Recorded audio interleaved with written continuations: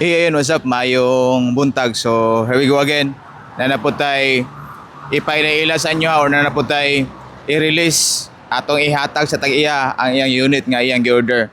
So, atong ipailaila sa inyo ha. So, this unit is DA64W every wagon automatic 4x2. So, as you can see no, so guwapa og sinaw kayo ang unit. So, ang color sa unit is color blue.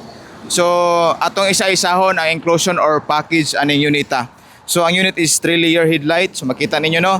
Dire ang high, low, signal light and park light. So, naka sporty type grill. So, mao ni atong sporty type grill. Pag DA64W, automatic naka fog lamp na siya. Square type. Then, dili magawas ang unit basta walay plate number direct na sa buyer or sa owner. So, diri makita nato naka magic tent na sa tubangan. Tapos ang sayang side and back is naka medium tent. Then nadiri ato ang wiper arm and wiper blade. So, automatic na siya pag release sa unit. Kumpleto na gyud na magawas ang unit. So, ang diri na to makita no kung unsay basic setup diri sa in garage. So, atong tuyokon para makita na ninyo kung unsay basic setup diri sa in garage. So, diri ta sa side view. So sa side view, dili na to makita ang roof rail and roof rack. So appeal na siya sa package.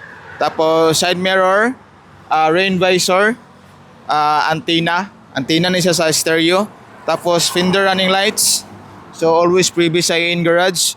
Tapos 13 inches max antar. So stock ni siya from Japan. So ato ang basic setup sa DA64W no is naka-stock mags antar na siya. So kaning nga size is 13 inches. So amo lang gipintalan og color black. Tapos window trim chrome. Always previous diri sa in garage no. So ang atong handlebar sa DA64W is naka-chrome na siya. So ingana lang ka basic pero makita ninyo no, guwapa na kayo og guwapo. Guwapo pud siya, sakyan og himoong family service or pang negosyo. So atong